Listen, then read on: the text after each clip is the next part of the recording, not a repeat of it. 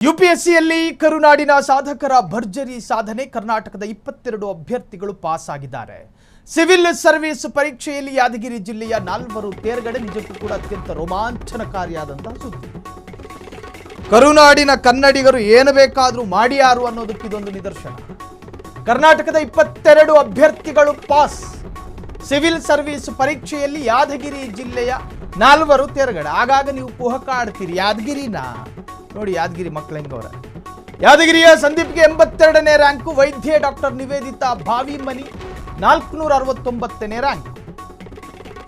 Basavaraj Javali 664, Chandrashekhar 880ನೇ rank.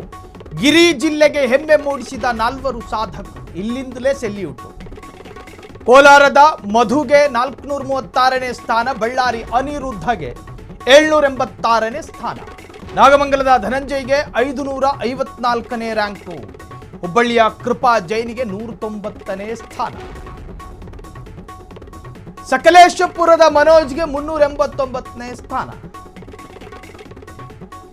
ಬೆಂಗಳೂರಿನ Y ಚಂದನ್ಗೆ 661ನೇ ಸ್ಥಾನ. ಯುಪಿಎಸ್ಸಿಯಲ್ಲಿ ಕರುನಾಡಿನ ಸಾಧಕರ ಈ ಒಂದು ಹೆಮ್ಮೆ. ದಕ್ಷಿಣ ಕನ್ನಡ ಇಲ್ದಲೇ ಇರೋದೊಂದು ಬೇಜಾರಿದೆ. So UPSC, union public service commission, ಇದು 2025ನೇ ಸಾಲಿನ ನಾಗರಿಕ ಸೇವಾ ಸಿವಿಲ್ ಸರ್ವಿಸ್ ಪರೀಕ್ಷೆಯ ಅಂತಿಮ ಫಲಿತಾಂಶ ನಿನ್ನೆ ದಿನ ಪ್ರಕಟ ಆಯಿತು, ಅಂದರೆ ಶುಕ್ರವಾರ. ಯಾದಗಿರಿ ಜಿಲ್ಲೆಯ 4 ಅಭ್ಯರ್ಥಿಗಳು ಅಖಿಲ ಭಾರತ ಮಟ್ಟದಲ್ಲಿ ತೇರ್ಗಡೆಯಾಗಿ ಜಿಲ್ಲೆಗೆ ಹೆಮ್ಮೆ ತಂದುಕೊಟ್ಟಿದ್ದು ಮಾತ್ರ ಅಲ್ಲ, ಕರ್ನಾಟಕಕ್ಕೆ ಹೆಮ್ಮೆ ಇದು. ಯಾದಗಿರಿಯ ಸಂದೀಪ್ ಬಾಡದ್ ಈಗಾಗಲೇ ನಾವು ರಿವೀಲ್ ಮಾಡದಂತೆ ಅಖಿಲ ಭಾರತದ ಮಟ್ಟದಲ್ಲಿ 82ನೇ ರ್ಯಾಂಕು ಪಡೆದು ರಾಜ್ಯ ಮಟ್ಟದಲ್ಲಿ 2ನೇ ಸ್ಥಾನವನ್ನು ಗಳಿಸಿರುವುದು ವಿಶೇಷ ಸಾಧನೆಯಾಗಿದೆ.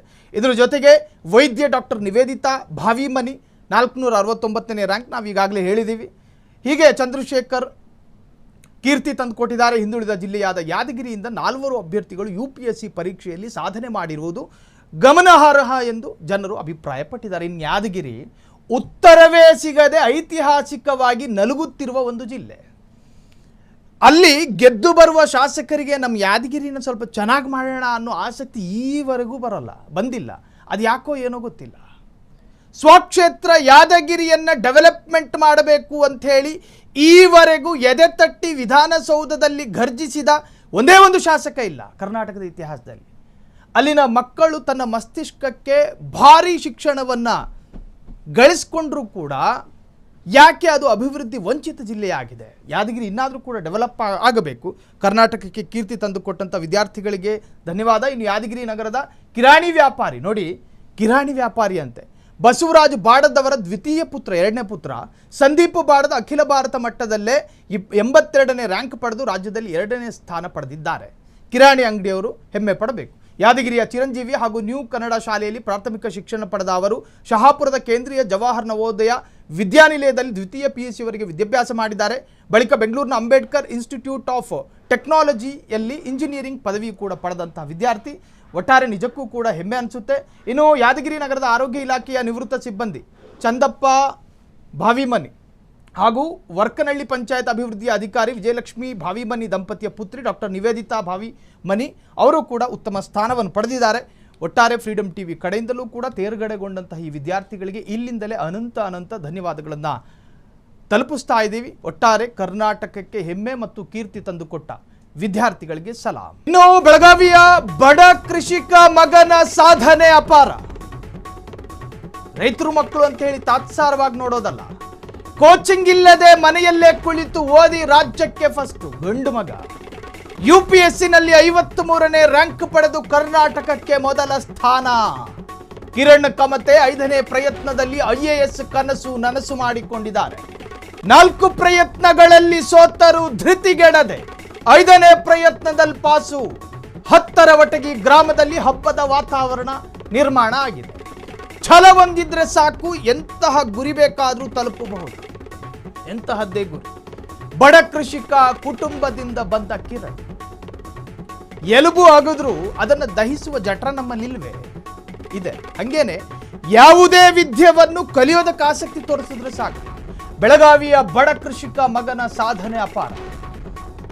ಪಾಪ ಇತ್ತೀಚೆಗೆ ಕರ್ನಾಟಕದಲ್ಲಿ ರೈತರು ಮಕ್ಕಳಿಗೆ ಹೆಣ್ಣು ಮಕ್ಕಳು ಸಿಗ್ತಿಲ್ಲ ಅನ್ನೋದು ಕೂಗಿತ್ತು. ಕೊಡ್ರೆ ಇಂಥ ಮಕ್ಕಳಿಗೆ ಹೆಣ್ಣುಮಕ್ಕಳು ಸಿಗ್ತಿಲ್ಲ ಅಂತ ಮದುವೆ ಆಗೋದಕ್ಕೆ. ಒಂದು ಜಾತಿಗೆ ಸೀಮಿತವಾಗಲ್ಲ, ಯಾವುದೇ ಜಾತಿಯಲ್ಲೂ ಕೂಡ ಹೆಣ್ಣುಮಕ್ಕಳು ಸಿಗ್ತಿಲ್ಲ. ಹೆಣ್ಣುಮಕ್ಕಳಿಗೆ ಆ ಬರೀ ಡಿಮ್ಯಾಂಡು. ಈ ಥರ ಕಲ್ತು ತೋರಿಸಿ ನೋಡಿದ್ರೆ ಹೆಣ್ಮಕ್ಳು. ರೈತನ ಮಗ 3 ಬಾರಿ ಸೋತಿದ್ರಂತೆ ಪಾಪ, ನಿಖಿಲ್ ಕುಮಾರಸ್ವಾಮಿ ಥರ. ಈ 4ನೇ ಬಾರಿ ಅವರು ಪ್ರಯತ್ನ ಪಟ್ಟು ಗೆಲ್ತಾರೋ ಏನೋ. ಆದರೆ 4ನೇ ಬಾರಿಯ ಪ್ರಯತ್ನದಲ್ಲಿ ಎಕ್ಸಾಮ್ ಪಾಸು. ಛಲ ಇರಬೇಕು, ಕಣ್ಣುಗಳಲ್ಲಿ ಹತಾಶ ಇರಬೇಕು. ಅದು ಕಣ್ಣುಗಳಲ್ಲಿ ಮಾತ್ರ, ಮನಸ್ಸಿಗೆ ಆವರಿಸ್ಕೋಬಾರ್ದು. ಮನಸ್ಸಿಗೆ ಆವರಿಸ್ಕೊಂಡ್ರೆ ಆಮೇಲೆ ನೀವು ಮಾನಸಿಕ ರೋಗಿ ಆಗ್ತೀರಿ. ಕಣ್ಣುಗಳಲ್ಲಿ ಹತಾಶ ಇರಬೇಕು, ತಲೆಯಲ್ಲಿ ಕಲಿಬೇಕು ಅನ್ನೋ ಯೋಚನೆ ಇರಬೇಕು, ಮನಸ್ಸಿನಲ್ಲಿ ಇದಿರಬೇಕೇನು, ಅಚಲವಾದ ನಿರ್ಧಾರ, ಗೆದ್ದೆ ಗೆಲ್ತೀನಿ. ಇವೆಲ್ಲವೂ ಇದ್ದು ಸಾಕಾಗೋದಿಲ್ಲ, ಪ್ರಯತ್ನ ಬೇಕು. ಇವೆಲ್ಲ ಇಟ್ಕೊಂಡು ನೀವು ದೇವಸ್ಥಾನದಲ್ಲಿ ಕೂತು ಪ್ರಾರ್ಥನೆ ಮಾಡಿದ್ರೆ ಅಥವಾ ಮಸೀದಿಲಿ ಕೂತು ನಮಾಜ್ ಮಾಡಿದ್ರೆ ಏನೂ ಆಗೋದಿಲ್ಲ. ಪ್ರಯತ್ನಗಳು ಬೇಕು. ಕೋಚಿಂಗ್ ಇಲ್ಲದೆ ಮನೆಯಲ್ಲೇ ಕುಳಿತು ಓದಿ ರಾಜ್ಯಕ್ಕೆ ಫಸ್ಟ್ ಬಂದವ್ರೆ. UPSCನಲ್ಲಿ 53ನೇ ರ್ಯಾಂಕ್ ಪಡೆದು ಕರ್ನಾಟಕಕ್ಕೆ ಮೊದಲ ಸ್ಥಾನ. ಇನ್ನು ಕಿರಣ್ ಕಮತೆ 5ನೇ ಪ್ರಯತ್ನದಲ್ಲಿ IAS ಕನಸು ನನಸಾಗಿದೆ. 4 ಪ್ರಯತ್ನಗಳಲ್ಲೂ ಸೋತರು, ಧೃತಿಗೆಡದೆ 5ನೇ ಪ್ರಯತ್ನದಲ್ಲಿ ಪಾಸು. ಇದು ಎಲ್ಲರಿಗೂ ಕೂಡ ಮಾದರಿಯಾಗಬೇಕು. ಹತ್ತರವಟಗಿ ಗ್ರಾಮದಲ್ಲಿ ಹಬ್ಬದ ವಾತಾವರಣ, ಮನೆ ನಿರ್ಮಾಣವಾಗಿದೆ. ಹತ್ತರವಟಗಿ ಗ್ರಾಮಕ್ಕೆ ನಮ್ಮ ಸರ್ಕಾರ ಇನ್ನು ಪ್ರತ್ಯೇಕವಾಗಿ ಗಮನಿಸಬೇಕು. ಛಲ ಹೊಂದಿದ್ರೆ ಸಾಕು, ಎಂತಹ ಗುರಿ ಬೇಕಾದರೂ ತಲುಪಬಹುದು ಅನ್ನೋದಕ್ಕೆ ಕಿರಣೇ ಸಾಕ್ಷಿ. ಬಡ ಕೃಷಿಕ ಕುಟುಂಬದಿಂದ ಬಂದ ಕಿರಣ್, ಸೋಲಿನಿಂದ ಪಾಠ ಕಲಿತ ಕಿರಣ್ ಕಾಮತೆ. ಇನ್ನು ರೈತರು ಮಕ್ಕಳು ಅಂದು ಕೂಡಲೇ ಹೆಣ್ಣುಮಕ್ಕಳು ಮೂಗು ಮುರಿಯೋದಕ್ಕೆ ಹೋಗಬೇಡಿ. ಈ ತರಹದ ಮಕ್ಕಳು ಕೂಡ ಇರ್ತಾರೆ ಅನ್ನೋದು ನಿಮ್ಮ ಪರಿಜ್ಞಾನದಲ್ಲಿರಲಿ. ಕ್ಷಣ ಕ್ಷಣದ ಸುದ್ದಿಗಳಿಗಾಗಿ ಫ್ರೀಡಂ ಟಿವಿ ಸಬ್ಸ್ಕ್ರೈಬ್ ಮಾಡಿ, ಲೈಕ್ ಮಾಡಿ ಹಾಗೂ ಫಾಲೋ ಮಾಡಿ. ಹೊಸ ಸುದ್ದಿಗಳ ನೋಟಿಫಿಕೇಶನ್ಗಾಗಿ ಬೆಲ್ ಐಕಾನ್ ಮೇಲೆ ಕ್ಲಿಕ್ ಮಾಡಿ.